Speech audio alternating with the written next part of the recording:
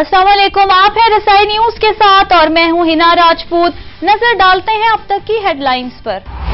पंजाब में दहशत गर्दों और उनके सहूलतकारों के खिलाफ बिला इम्तियाज कार्रवाई का फैसला। ऑपरेशन फौज, रेंजर्स, सीटीडी और पुलिस की मदद से किए जाएंगे। ज्वाइंट ऑपरेशंस कोऑर्डिनेशन कमेटी तमाम ऑपरेशंस की निगरानी कमेटी करेगी। जहानिया में पुलिस और सीटीडी की कार्रवाई के दौरान 3 दहशतगर्द हलाक हो गए। एक ने खुद को धमाके से उड़ा लिया, 3 दहशतगर्द फरार होने में कामयाब।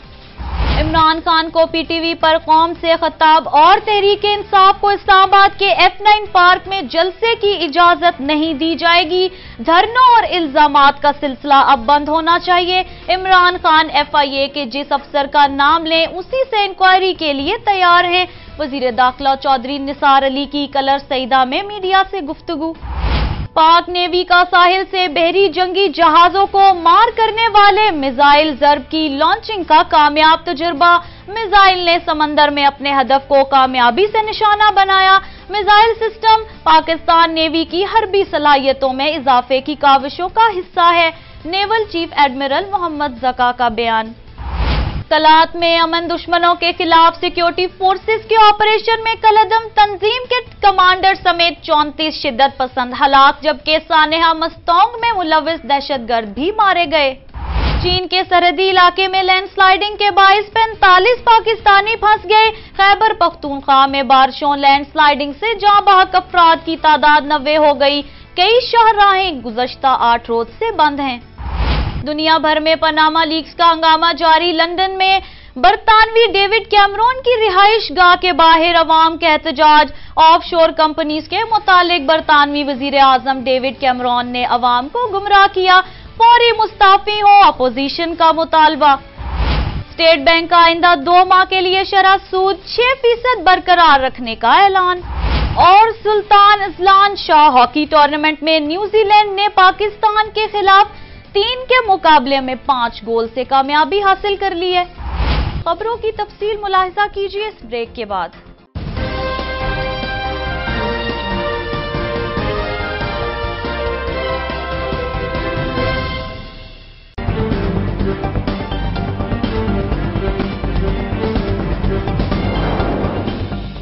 वेलकम बैक और अब खबरें तफसील के साथ। पंजाब में दहशतगर्दों और इनके सहूलतकारों के खिलाफ बिला इम्तियाज कार्रवाई का फैसला कर लिया गया। ज्वाइंट ऑपरेशंस कोऑर्डिनेशन कमेटी के इजलास में बताया गया कि तमाम ऑपरेशंस की निगरानी कमेटी करेगी। ISPR के मुताबिक वजीर आला पंजाब और कोर कमांडर लाहौर की सरबराही में ज्वाइंट ऑपरेशन कोऑर्डिनेशन कमेटी का इजलास हुआ, जिसमें दीगर अस्करी और सिविल हुक्काम ने भी शिरकत की। इजलास के दौरान पंजाब भर में दहशतगर्दों के खिलाफ किए जाने वाले ऑपरेशन का जायजा लिया गया। इजलास में आला अस्करी और सिविल इंटेलिजेंस हुक्काम ने भी शिरकत की। इजलास में सूबे से दहशतगर्दी के मुकम्मल खात्मे का अज़्म किया गया। इजलास में फैसला किया गया कि पंजाब में सिविल और फौजी इंटेलिजेंस इदारों की निशानदही पर दहशतगर्दों के ठिकाने और सहूलतकारों के खिलाफ बिला इम्तियाज कार्रवाई की जाएगी और फोर्स का इस्तेमाल ऑपरेशन की नौइयत के मुताबिक होगा। इजलास में इस बात पर इत्तेफाक किया गया कि तमाम ऑपरेशंस की निगरानी ऑपरेशंस कोऑर्डिनेशन कमेटी करेगी और ऑपरेशन फौज, रेंजर्स, सीटीडी और पुलिस की मदद से किए जाएंगे। इजलास में इंटेलिजेंस कार्रवाइयों के लिए डिवीजन और ज़िली सतह पर सिक्योरिटी मैकेनिज्म को मुकम्मल फ़ाल बनाने पर भी इत्तेफाक किया गया। जहानिया में पुलिस और महकमा इंसदाद दहशतगर्दी ने कार्रवाई के दौरान कालादम तंजीम के 3 दहशतगर्द हलाक, जबकि एक दहशतगर्द ने खुद को धमाके से उड़ा लिया। दहशतगर्दों से असलहा, बारूद और खुदकुश जैकेट भी बरामद हुई।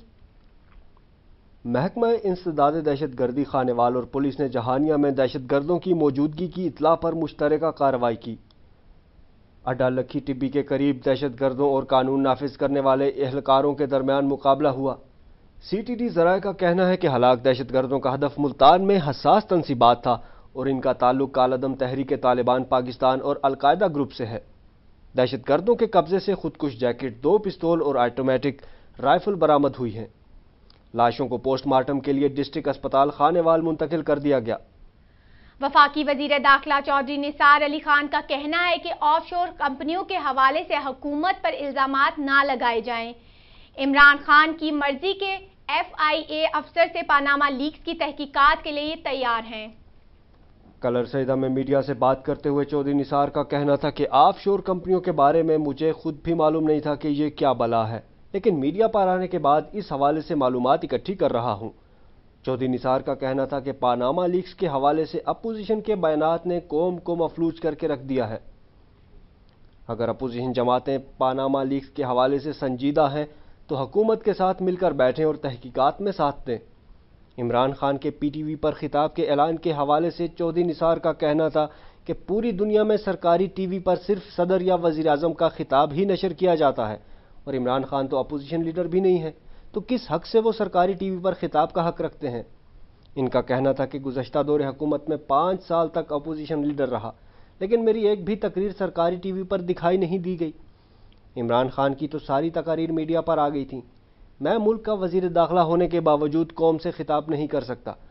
الٹی گنگا نہ بہائی جائے، عمران خان کو جتنی میڈیا کوریج ملتی ہے اتنی تو وزیر اعظم نواز شریف کو بھی نہیں ملتی۔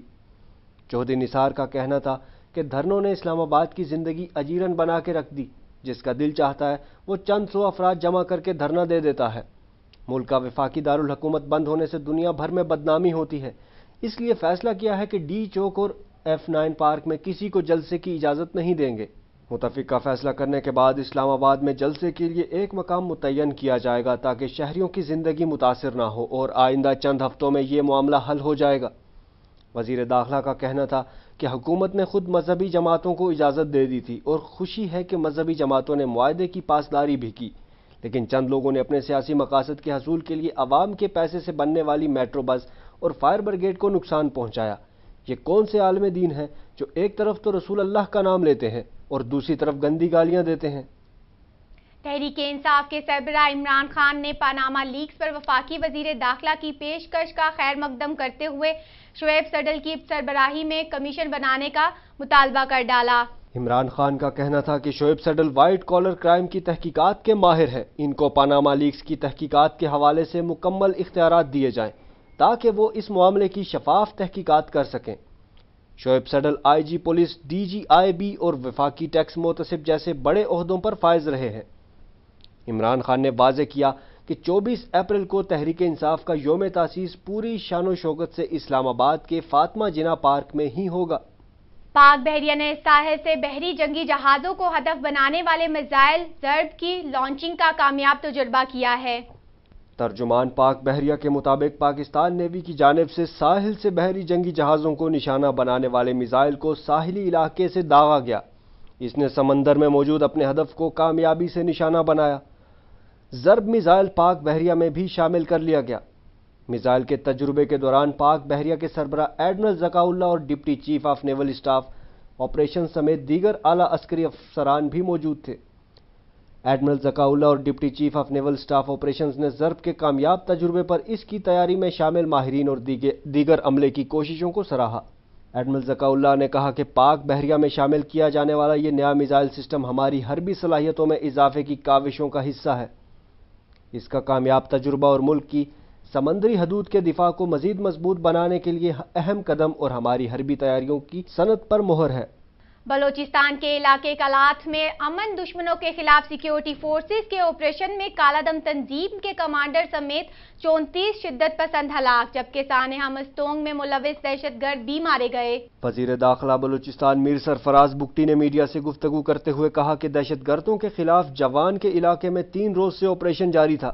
ہلاک ہونے والوں میں اہم کمانڈر عبدالنبی بنگلزئی بھی شامل ہے، جبکہ سانحہ مستونگ میں ملوث دہشت گرد اپنے منطقی انجام کو پہنچ گئے۔ ان کا مزید کہنا تھا کہ ہلاک دہشت گردوں کے کیمپ سے بڑی مقدار میں اسلحہ بارود بھی پکڑا گیا۔ آپریشن کے دوران ایک ایف سی اہلکار شہید اور 2 زخمی ہوئے ہیں۔ پاکستان عوامی تحریک کے قائد ڈاکٹر طاہر القادری نے بھی حکومت کے خلاف احتجاج کے لیے کمر کس لی۔ پارٹی کارکنوں کو عوام رابطہ مہم تیز کرنے کی ہدایت کر دی۔ کہتے ہیں حکومت کے خلاف احتجاج کا وقت آیا تو عوامی تحریک سب سے آگے ہوگی۔ امریکہ سے ویڈیو لنک کے ذریعے لاہور میں پارٹی میڈیا سیل سے خطاب کرتے ہوئے ڈاکٹر طاہر القادری نے کہا کہ پاناما لیکس پر نیب اور ایف آئی اے خاموشی کا روزہ توڑ دیں اور نامزد افراد کے خلاف کارروائی کریں۔ انہوں نے کہا کہ حکمرانوں کا بس چلے تو یہ سچ دکھانے اور سنانے والے پرائیویٹ چینلز کو مسمار کر دیں۔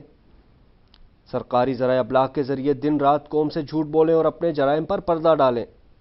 انہوں نے حکمران جماعتوں کے اراکین اسمبلی کو مخاطب کرتے ہوئے کہا کہ وہ پہلے پاکستانی اور پھر کسی جماعت کے ٹکٹ ہولڈر ہیں۔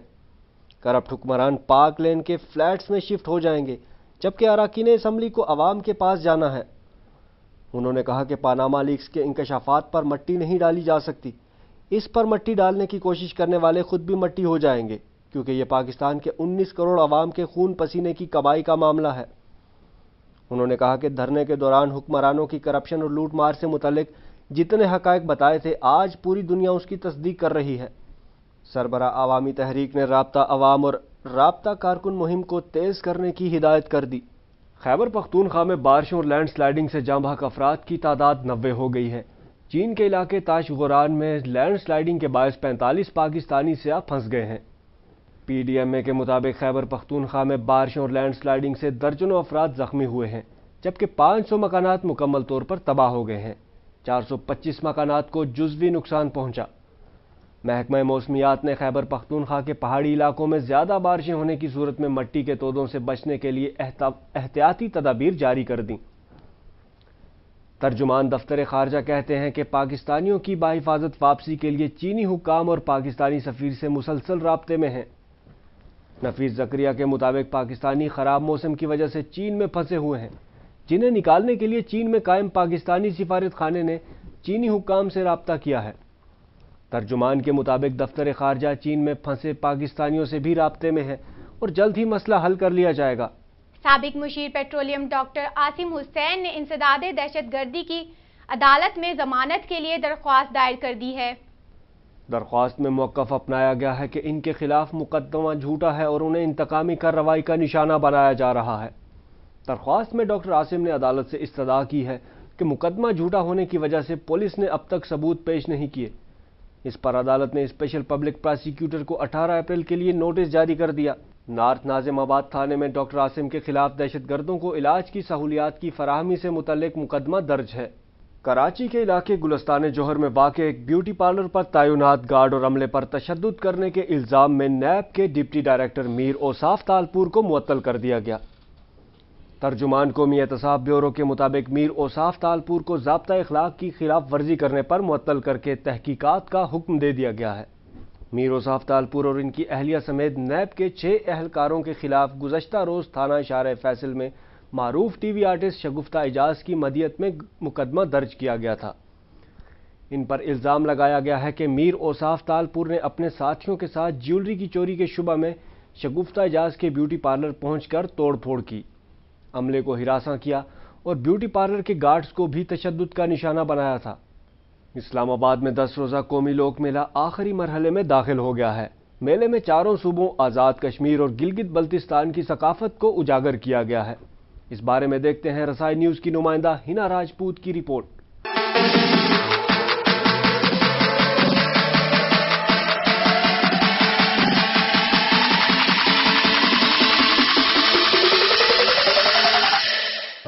وفاقی دارالحکومت اسلام آباد کے لوک ورثہ میں لوک میلے کا 10 روزہ اہتمام کیا گیا، جہاں پر ہر طرح کی ثقافت کو بھرپور انداز میں پیش کیا گیا۔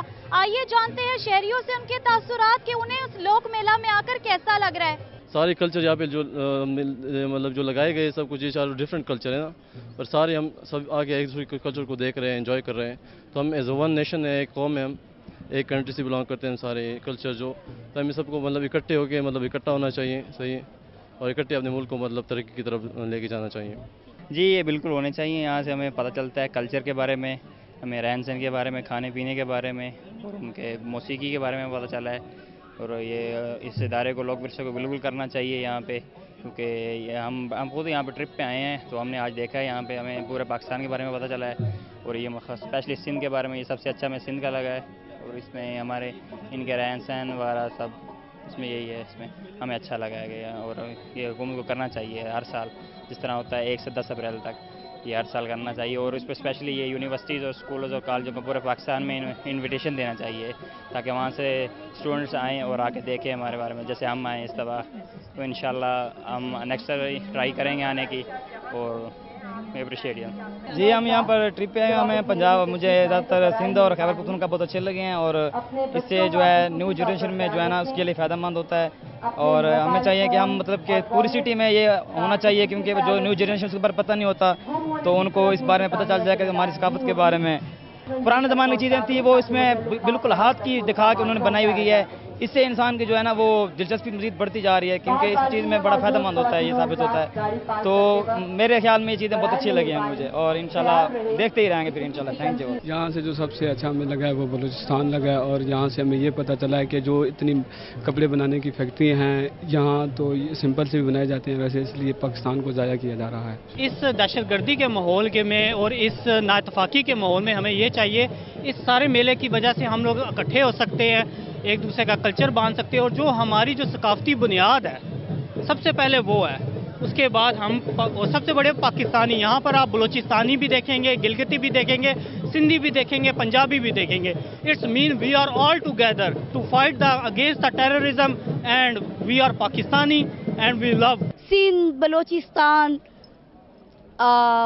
خیبر پختونخوا، مطلب پنجاب، کشمیر، مطلب گلگت بلتستان، پاکستان کے تمام رنگوں کو اس خوبصورتی سے یہاں پر پیش کیا ہے کہ نوجوان جو کہ پاکستان کو اب وہ دیکھ سکتے ہیں کہ ہمارا ملک کس قدر خوبصورت ہے، ہماری ثقافت کتنی پیاری، یہاں کے لوک گیت کتنے اچھے، اتنے خوبصورت رنگ، اتنا پیارا پاکستان. اور مجھے خوشی اس بات پہ ہے کہ میرے نوجوان جو ہیں وہ اس اپنے ملک کے کلچر کو ایک جگہ ایک وفاق میں بڑی آسانی سے دیکھ رہے ہیں، محسوس کر رہے ہیں اور اس سے محظوظ ہو رہے ہیں.